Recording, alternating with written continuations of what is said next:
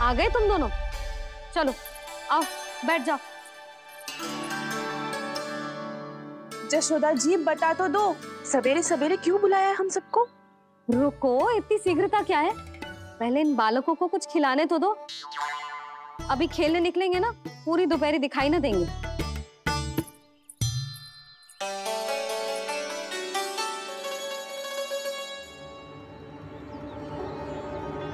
मैया देखो ना, कैसे अपने आभूषणों का दिखावा कर रही है जी सुलोचना।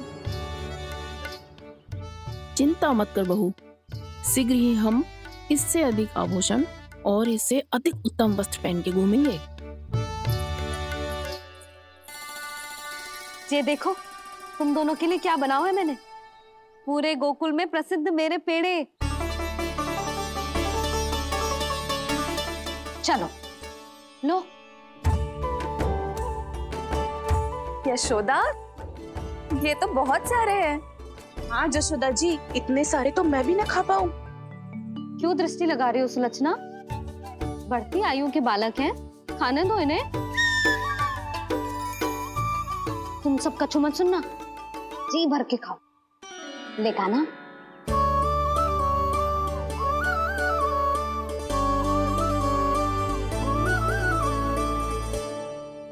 हे नारायण, मैंने अपने कान्हा को जो सिखाओ है, बस वे उसे स्मरण रखें और उसका पालन करें।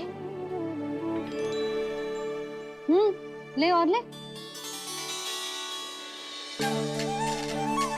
ले ले।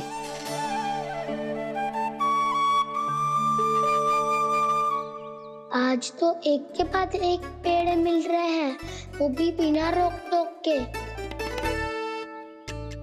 मैया दो के बाद तीसरी मिठाई बड़ी कठिनाई से खाने देती है, पर आज सादा लाड पेड़ों के माध्यम से जिता रही है। कछु तो रहस्य है। प्रभु, क्या आप भी वही सोच रहे हैं जो मैं सोच रही हूँ? कोई परीक्षा तो नहीं ले रही है ये? किस सोच में पड़ गए तुम दोनों?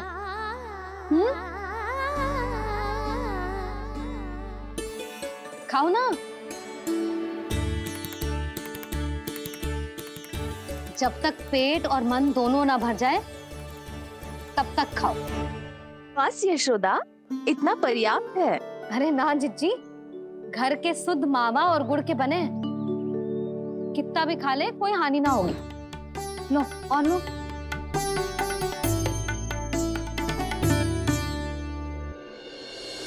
प्रभु, परीक्षा ही है ये तो खाए जा रहा है। कहीं मेरी दी हुई सीख भूल तो ना खाओ, सारा खेल बिगड़ जाएगा। सदैव स्मरण रखियो लल्ला, लोग बहुत भयानक होते हैं, बहुत भयंकर। जो एक बार हमारे मन में प्रवेश करके हमें भीतर से ही जकड़ लेते हैं, इसके कारण हम अधिक से अधिक और अधिक से अधिक पाने की इच्छा करने लगते हैं। क्या हुआ कान्हा, रुक क्यों गए?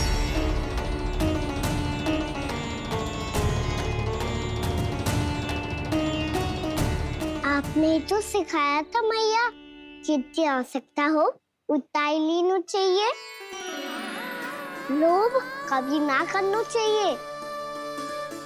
बहुत बुरा राक्षस है लोभ।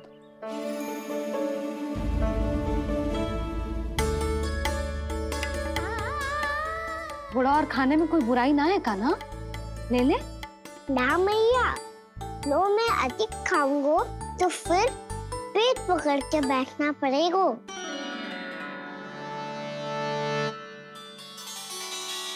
हाँ, मेरा भी पेट भर गया। कान्हा सही कह रहा है छोटी माँ, लोग बहुत भयानक राक्षस है। जो भी लोग के चक्कर में पड़ेगो वो बहुत बुरा फंसेगो। अच्छा जाओ, जाके खेलो तुम दोनों।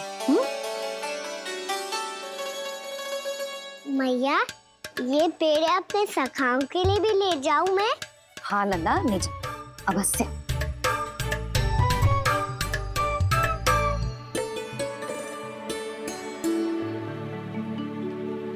देखो, जो बात इन नन्हे से बालकों को भी समझ में आ रही है, वो तुम सबकी समझ क्यों ना आ रही?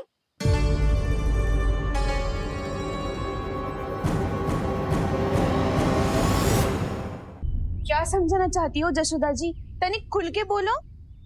जब बसंता खाने के बाद भी हलवा खाने का हट कर तो है, तो उसे मना क्यों करती है? इसीलिए ना, ताकि स्वाद के लोभ में उसका स्वास्थ्य ना बिगड़ जाए। और उज्जवल, जब भरी दोपहरी में बाहर खेलने का हट कर तो है, तो तू उसे मना क्यों करती है? इसीलिए ना कि खेल के लोभ में उसे लू ना लग जाए। हाँ, और पुराण पढ़ना तो अच्छी बात है ना। तो श्रीदामा जब रात में दीप के प्रकाश में पुराण की कथाएं पढ़ना चाहते है, तो क्यों मना करती है उसे? बता। ताकि कथाओं के लोभ में उसकी दृष्टि खराब ना हो जाए जीजी। तो इसका अर्थ तो यही है ना कि लोभ चाहे पेड़ों का हो, चाहे पुराण की कथाओं का हो, या फिर अधिक धन अर्जित करने का हो, लोभ सदैव हानिकारक ही होता है।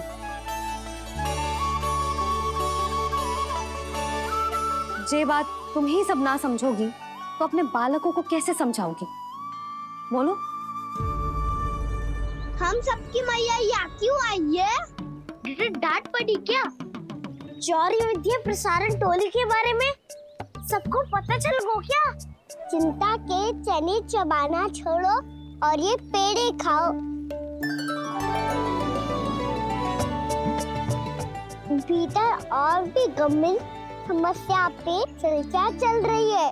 कैसी समस्या? लोग की भयानक राक्षस की समस्या।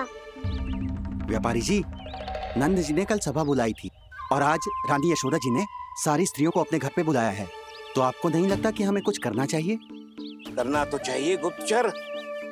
सबसे पहले हमें हाट जाकर गोकुल वासियों की प्रतीक्षा करनी चाहिए। सूर्यास्त से पहले वो सारे मूर्ख वहां आने वाले हैं, मेरे सामने नारायण के नाम का प्रण लेने। उन्हें चाहे कोई भी कितना भी समझा ले बुझा ले, उससे कोई अंतर नहीं पड़ेगा गुप्तचर। हमारा वास्तविक धन क्या है? दूध, घी, दही, माखन, यही ना? हाँ, तो श्री नारायण की कृपा से तो हमारे पास इसकी कोई कमी ही ना है। तो हम सब तो पहले से ही धनवान हुए ना। तो फिर जे गोधन अपने परिवार और संतान में बांटने के बाद जो भी बचतो है, वो तो हाट पे बिखी जातो है ना। तो फिर मथुरा के किसी अपरिचित व्यापारी के साथ माथा फोड़ने की क्या आवश्यकता है? जशोदा जी, हम आपकी और नंदराज की चिंता समझते, पर इसकी कोई आवश्यकता ना है। कुछ उल्टा सीधा नहीं करेंगे हम। विश्वास रखो जशोदा, हम जो कुछ करेंगे समझदारी से करेंगे। लोभ में आके कोई निर्णय नहीं लेंगे हम लोग, है ना? हाँ। अच्छा, अब चलती हूँ। बुलावे की सूचना पाके सब कार्य ऐसे ही छोड़कर आ गई थी।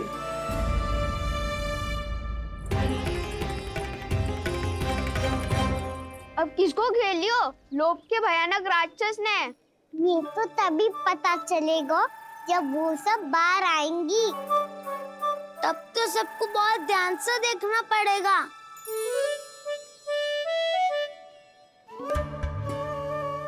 देखना तो पड़ेगा दाऊ, तभी तो पता चलेगा माखन चुराने किसके यहाँ जाना है। नाना,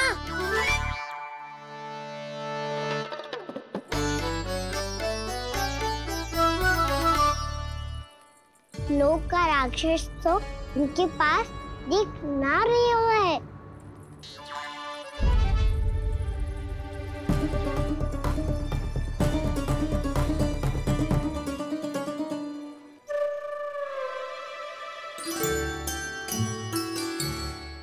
नारायण का बहुत बहुत धन्यवाद। कान्हा, मेरी मैया को घेर रहे है क्या उस राक्षस ने? यशोदा भाभी और नंद भैया कितने चिंतित थे ना। पक्का कछु न कछु कारण तो अवश्य होगा। हाँ, मुझे भी सच लग रहा है कि धनवान बनने के चक्कर में मैं तनिक ज्यादा ही लोभ में पड़ गई थी। नहीं, बस गए। और मेरी मैया दादी उनका क्या गाना? बहू, सुलक्षणा की जैसे ढेर सारा धन कमाने के चक्कर में लोभ में तो ना आ रहे ना हम? हे नारायण, बहुत कृपा है आपकी। लगता है लोभ का राक्षस किसी को अपनी चपेट में नहीं ले पाया। लेता भी कैसे था? मेरी मैया ने जो समझायो है। क्या लगता है यशोदा, इन्हें समझ आया होगा? आशा तो यही है, और अब भी ना समझी तो फिर तो नारायण भी ना समझा सकते। सुनो, दोपहरी में हम सब मिलेंगे। दोपहरी में? तो क्या तू तब निश्चित करेगो कि आज किसके यहाँ जाना है माखन? आज कोई माखन चोरी नहीं होगी। क्षमा करना राव, भैया के का समझाने के बाद भी जिसके समझ में कछु ना आई हुई थी उसके घर चोरी तो करनी पड़ेगी आज।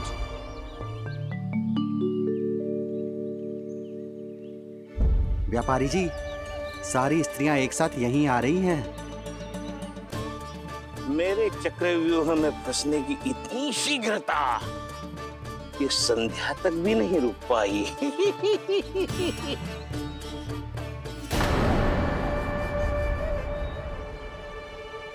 पर ये आपके तरफ ध्यान क्यों नहीं दे रही हैं?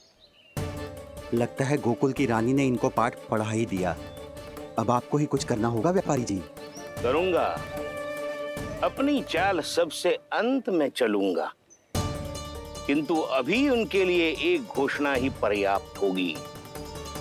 तुमने सबको सूचित तो कर दिया है ना कि सबको अग्रिम धनराशि मिलेगी, वो भी दूध, दही, माखन, घी बेचने के बाद नहीं, वो पहले ही मिला करेगी। वो भी केवल एक दिन की नहीं, पूरे सप्ताह की।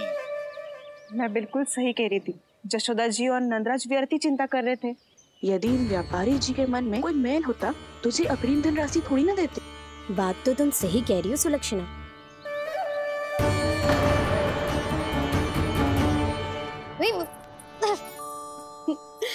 कितनी शरारत करते है तू?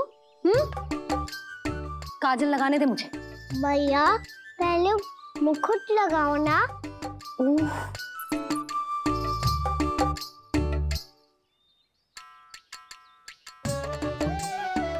और मेरी मुन्नी?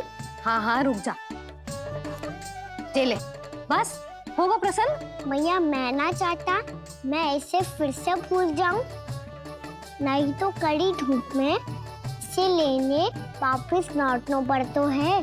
चल अब बैठ जा, अब मुझे काजल लगाने दे लेना। भैया इतना सारा काजल मत लगाओ, छोटा सा बालक लगता हूँ मैं। आहा, नखरे तो देखो, इतना सज धज के तो तेरे बाबा भी ना जाते बाहर, दृष्टि लग जाएगी नल्ला। चुप।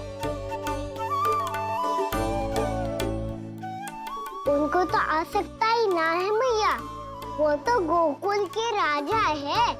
वैसे भी मुझे भी कम मत समझो, मैं भी राजा हूँ अपनी टोली का। कौन सी टोली? अपनी। ये क्या कर रहे हैं प्रभु? बता, कौन सी टोली?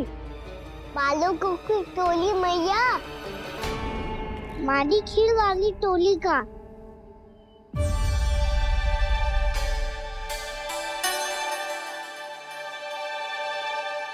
क्या हुआ जी? देखो जी, आप इतनी चिंता मत ही करो। आप गोकुल के राजा हो और जे बालकों की टोली का राजा है, तो मैं भी जसोदा हूँ, मैं कोई कम थोड़ी ना हूँ। मैं भी गोकुल की स्त्रियों की रानी हूँ। मैंने सबको समझाओ है, सब समझ गई हैं। उपनंद भैया से बात करके आ रहा हूँ अभी। पता चलो है कि उस व्यापारी ने अग्रिम राशि का लोभ दिया है सबको। मुझे ना लगता तुम्हारे समझाने का कोई लाभ हो। अभी तो ये सब समझ के गई, बोल के भी गई कि अब उस व्यापारी के फेर में ना फंसेंगी। इतनी शीघ्र पलट गई। इन सब में अपनी बुद्धि ना है क्या? जब कोई विकार मन में बस जाता है ना यशोदा, तो सूझबूझ सब समाप्त हो जाती। तो मुझे ही कच्चू करना पड़ेगा। मैया मैं जाऊं? हाँ तू जा।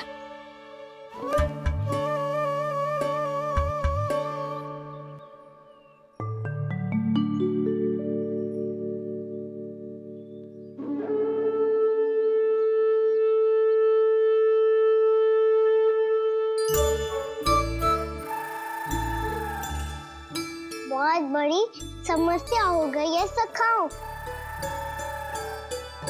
कैसी समस्या? लोभ का भयानक राक्षस कहीं ना गए हो, वो अभी भी यही है। मुझे पता था, और इसका सबसे अधिक प्रभाव तो मेरी मैया और दादी पर ही हुआ है। तुम सच कह रहे हो उज्जवल? हाँ। अरे कछु ना बलदाऊ, जे बड़ बोला तो ऐसे ही बात करते रहेगा बड़ा चढ़ा के।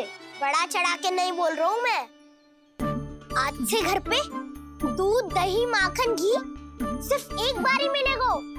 पर क्यों? ताकि अधिक से अधिक दूध दही माखन घी बचाकर उस व्यापारी को 2 गुना मूल्य पे बेचा जाए। इतने से तो काम ना चलेगा। उस सुलक्षणा से, और मैं तो कहूँ सुलक्षणा से ही क्यों, पूरे गोकुल में सबसे अधिक धनवान बनना है तो और माखन जमा करना पड़ेगा। हाँ हाँ मैया, लाओ मैं इसे ऊपर रख देती हूँ। चोरी चुपके से खा तो ना जाएगी ना? तेरी घबराहट बता रही है कि घर से निकलने से पहले तूने थोड़ा माखन तो खाया है। सच्ची बोल। ना ना मैया, मैं क्यों माखन खाऊंगी? मैं भी तेरी मैया हूँ लाली, माप के रखो तो मैंने।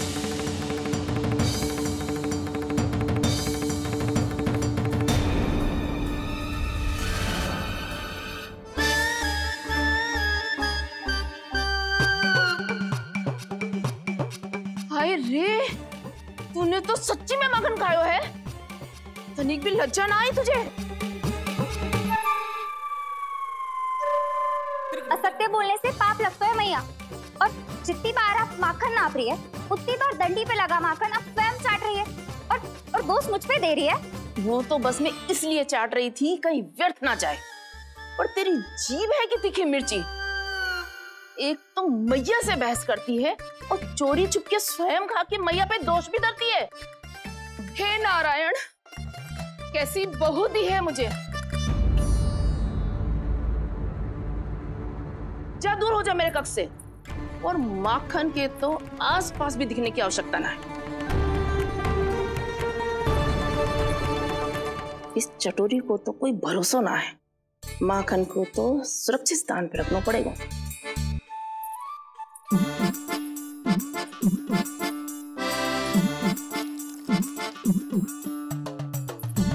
यदि बहू ने अब मटकी उतारने को प्रयास किया तो अचानक पानी गिर जाएगा और घबरा के वो चिल्लाएगी और मुझे पता पड़ जाएगा। मैया,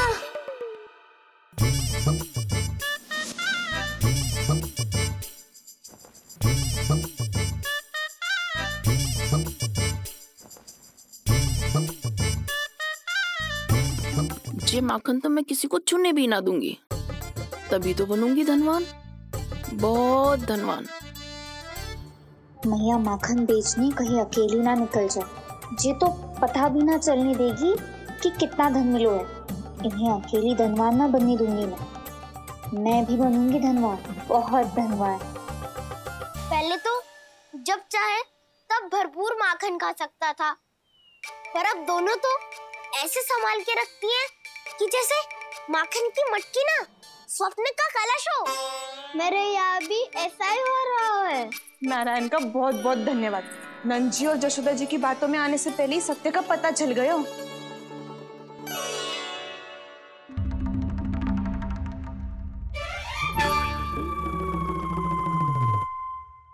ये इतना सारा माखन?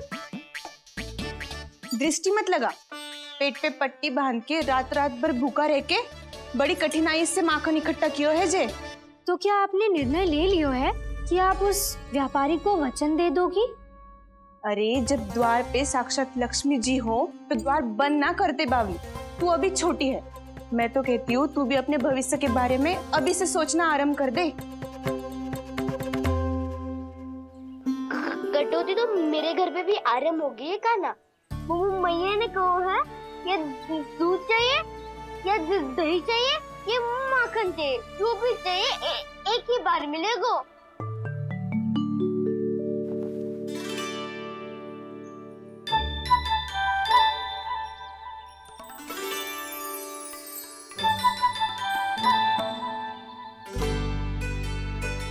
तब हमारी टोली को ही कुछ करना पड़ेगा।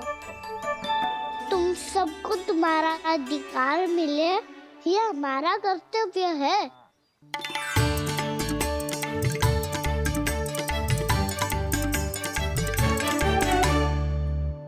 अब हम कछु ना कर सकते यशोदा। यदि अब मैंने उन्हें रोको तो